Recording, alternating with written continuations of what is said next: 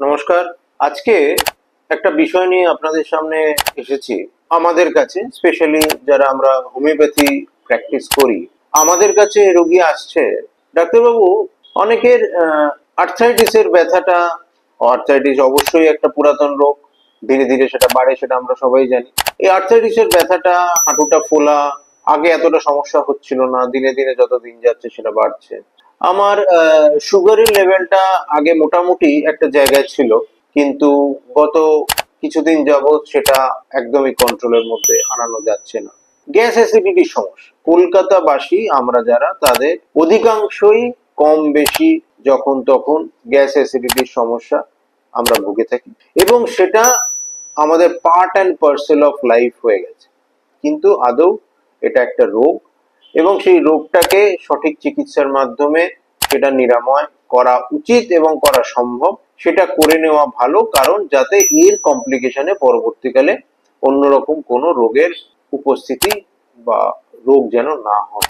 এবারে যেটা প্রশ্ন আসছে, এই অ্যাসিডিটি, ডাক্তারবাবু প্রচন্ড অ্যাসিডিটিতে ভুগছি, অনেক রকমের ওষুধ খেয়েছি, কিন্তু অ্যাসিডিটি আমার যাচ্ছে না। সকালে উঠলেই মুখটা জ্বালা, বুক জ্বালা করে, মুখে টক জল ওঠে, খাবার পরে পেটে ব্যথা, খাবার পরে টক জল ওঠা, এগুলো চলছেই। এগুলো সব কিন্তু ওই যে বললাম, হিস্ট্রি অফ প্রেজেন্ট ইলনেস, এটা হচ্ছে প্রেজেন্ট ইলনেস। পেশেন্ট এই লক্ষণ নিয়ে আমাদের কাছে উপস্থিত হলো, এবারের ইতিহাসটা জানতে হবে, কবে থেকে শুরু হলো, কিভাবে শুরু হলো।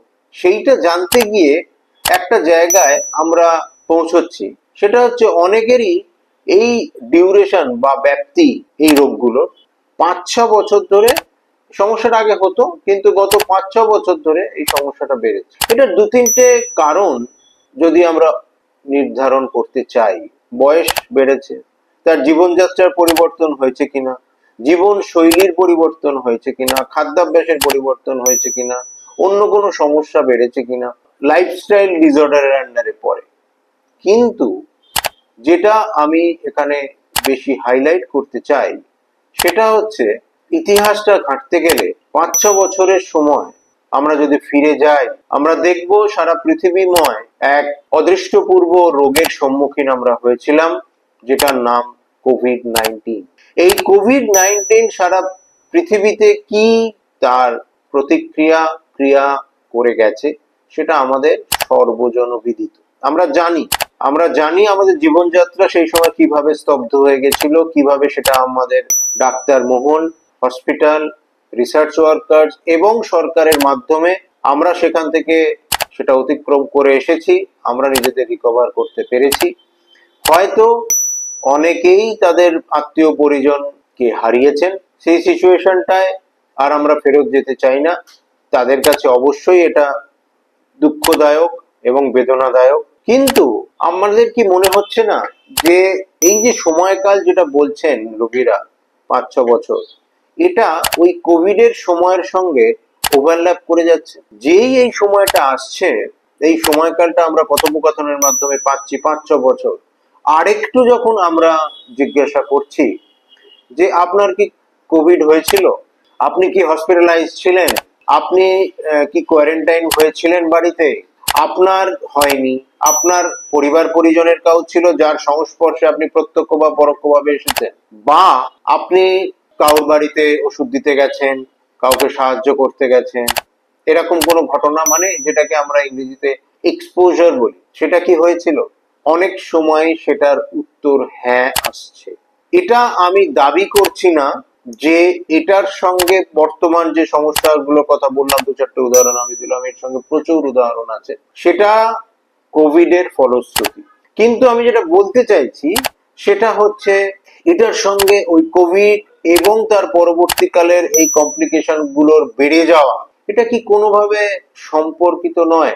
আজকে যদি একটা পেশেন্ট আমাকে এসে বলে, ডাক্তারবাবু আগে আমি একা থাকতে পারতাম বাড়িতে, আমার ছেলে মেয়ে বাইরে থাকে কাজের সূত্রে, আমি একা থাকি, কিন্তু গত 4-5 বছর ধরে ওই কোভিড এর সময় থেকে যে ধরনের আতঙ্ক সৃষ্টি হয়েছিল, তারপর থেকে আমি সেখান থেকে বেরিয়ে আসতে পারিনি।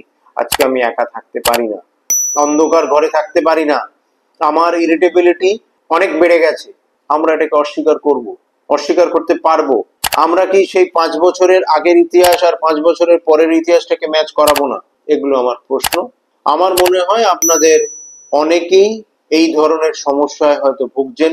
একটু ইতিহাসটা ঘেটে নেবেন, ডাক্তারবাবুদের সেটা বলবেন, যাতে ওনারা সেইভাবে চিন্তা ভাবনা করতে পারেন এবং আপনাদের কাছে একটা সঠিক চিকিৎসা পদ্ধতি, যেটা আপনাকে নিরাময় দেবে, সেই চিকিৎসা পদ্ধতি, সেই সঠিক ওষুধ নির্বাচনে সেই তথ্যগুলো কাজে লাগবে এবং সেই চিকিৎসা পদ্ধতির মাধ্যমে আপনি নিরাময় হবেন। অবশ্যই এখানে হোমিওপ্যাথির একটা ভালো গুরুত্বপূর্ণ ভূমিকা আছে। যারা চাইবেন তারা হোমিওপ্যাথি চিকিৎসার মাধ্যমেও নিজেদের নিরাময় করতে পারবেন।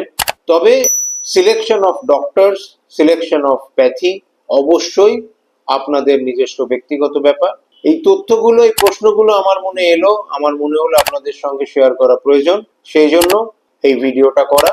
যদি আপনাদের মনে বিন্দুমাত্র কোনো প্রশ্নের উদ্রেক হয় এবং আপনারা চান সেই প্রশ্নের একটা সঠিক উত্তর, তাহলে অবশ্যই একটু চিন্তা ভাবনা করবেন এবং সঠিক সিদ্ধান্ত নিজেরা নেবেন। নমস্কার, ভালো থাকবেন।